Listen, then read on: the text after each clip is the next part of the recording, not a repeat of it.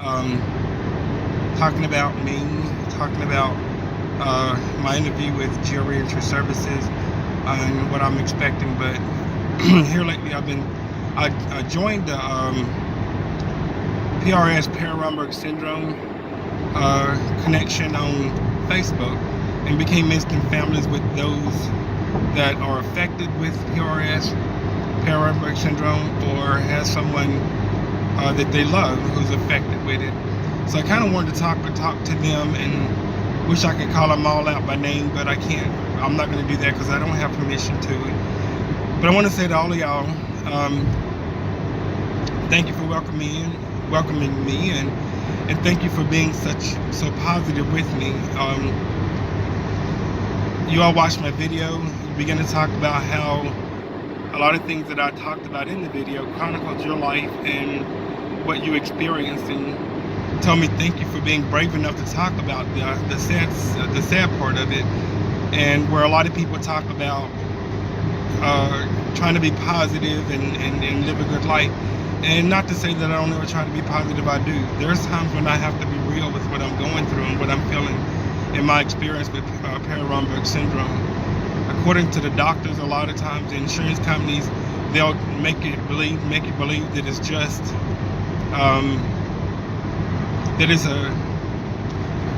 they'll make you believe that it's a physical problem, it's a cosmetic issue, and it's not. Pararomberg syndrome, it affects a lot, almost every part of your life. I mean, every area of your life. The way you look, the way you act, the way you dress, your self-esteem, it attacks a lot of things and make you feel like you're not normal. To the lady who, and I want to call you by name, but again, I don't have permission to do so. I'm just going to say MP, you know who you are. You talked about how you wanted to talk to me so you can understand and you can express to me how you don't want to live because of the Pararomberg syndrome and the way it affects your life and the way it affects you.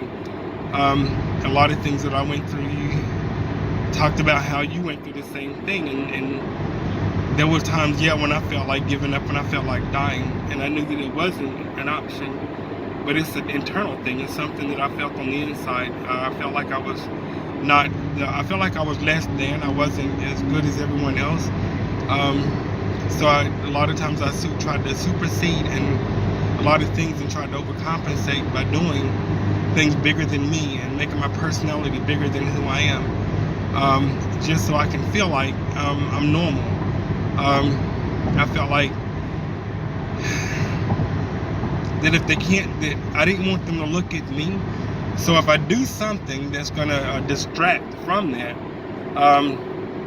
distract from my physical appearance, then maybe they would hear my voice, and my voice would be big and beautiful, and it would be awesome. It would be magnetic.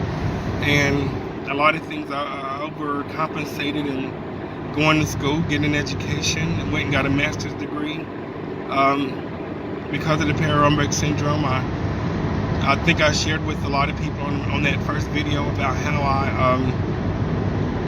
how I had gained. I was up to like 300 pounds at one time, became a hermit, became a recluse, and how a lot Pararomberg affected that. It affected my ability to even feel like I wanted to be in the public eye. Didn't even want to do that because I felt like I was ugly, and that carried on from the time I was 17 years old when it was first noticed, and I went from the age of 17 to 25 before I even found a doctor who knew what it was.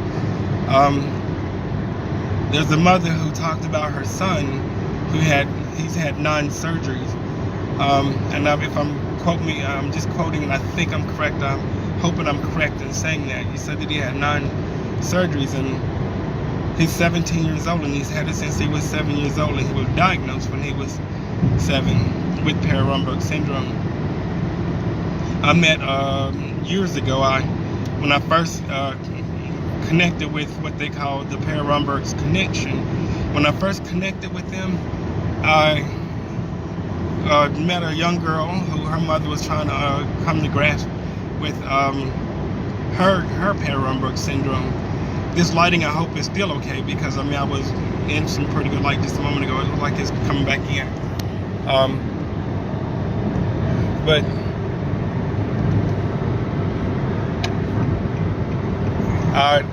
a lot of people on the Perron-Brooks syndrome site talk about how, again, like I said, talk about how I parroted a lot of things that they experienced, and it was very rough few years for me, and not having a diagnosis with it. I remember going the first time when I got diagnosed. I mean, they wanted to do sweat tests to see how much I sweat. The doctor at the time told me that if any doctor, whoever came in contact or encountered Perron-Brooks syndrome, there would only be one case of it that they would probably see in their whole career. That's how rare that the Perron-Brooks syndrome was. But to all my PRS family, it would be nice to be able to start a bigger awareness group of Perron-Brooks syndrome, letting the medical field know that it's more than just a cosmetic issue.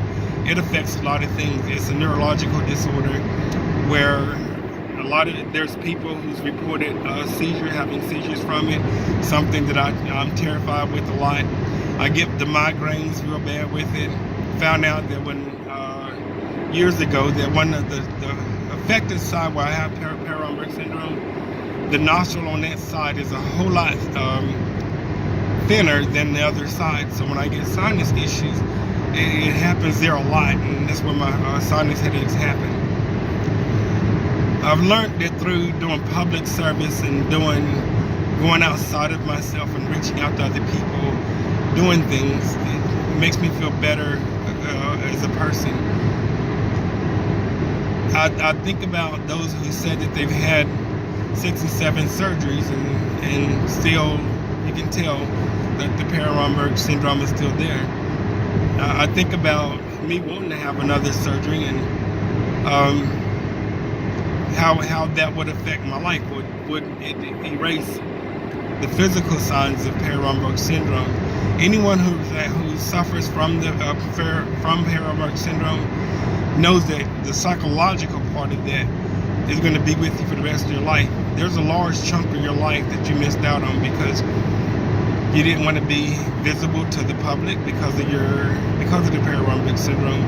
So a lot of times we become hermits and we hide away from the world, or we, like on Facebook, when I talk about being a half a person, because all I show was half of me and not all of who I am. Wanting to be beautiful, wanting to be gorgeous, and living in the world, in the gay world, where I look at guys and it would be nice to be able to approach him and say, and ask him out or whatnot, but always feeling like, okay, well, I'm not as good, I'm not as beautiful, I'm not as attractive. They would never fall for me. They would never want to be with me, because who would want to be seen with me out in the public looking like this? It's not to say that I have not had some good substantial relationships in my life, which is kind of odd, because before I actually had the surgeries, that side of my face that was affected, you can see the bony structure on that side of my face. I mean, all the fatty tissues on that side of my face deteriorated. You can see the bone up on this part where my face had sunk in. And I thought at that time I thought at that time I looked worse than I do now. But it was during that time before I had the surgeries that I actually, believe it or not, had people who wanted to date me, who approached me. So then I look at me now and say, okay, well, there's an improvement. Because I've had 2 or 3 surgeries, there is an improvement. I don't look as bad, even though I still have that little fat right here where the doctor never did go back out and take out the extra that he put in. But I don't have as many people approaching me as I did then, and I wonder sometimes, was it beneficial to have the surgery, or did it have anything to do with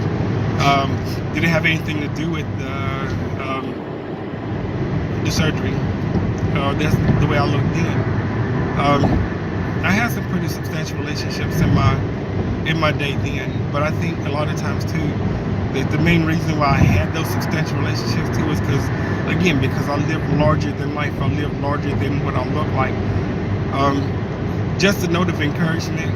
There's days whenever things are going to be okay, and I know a lot of people say that looks fade, and so it doesn't matter what you look like. I know they say that, and I know that they really mean it from their heart.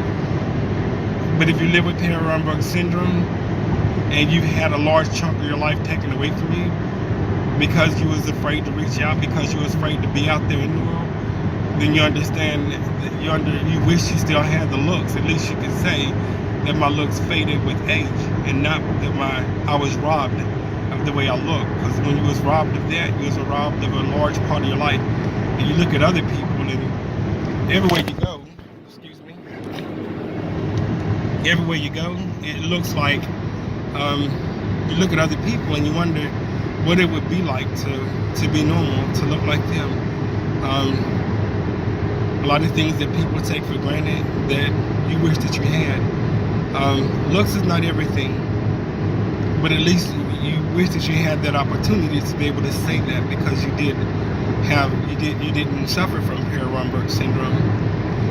There's a bright side to it. It makes your heart bigger. It makes you, all the things that you go through with it, it makes your heart kinder, and it gives you a bigger perspective in life. It makes people look at you different because you are beautiful on the inside, and you're bigger. Your personality is bigger than most people. And it's a lot of times it's not by choice that happens. It's a byproduct of the Perry-Romberg syndrome. But I wanted to take a minute and just reach out to all those who commented to me on the Perry-Romberg syndrome Facebook connection page. I'll let you know I'm glad to be a part of your family, be a part of the family. Together we'll get through this thing. I love each and every one of you. Our battle is not who we are. We're bigger than our battle. But with that being said, I'm going to let you all go, and I'll be doing another video. I just wanted to dedicate this video to all those beautiful people in my Perry-Romberg syndrome family. You're all beautiful. I love each and every one of you. We all share that special connection. You're all beautiful, no matter what. I love each and every one of you, and I will talk to you later on in the week. Thank you very much. Bye-bye.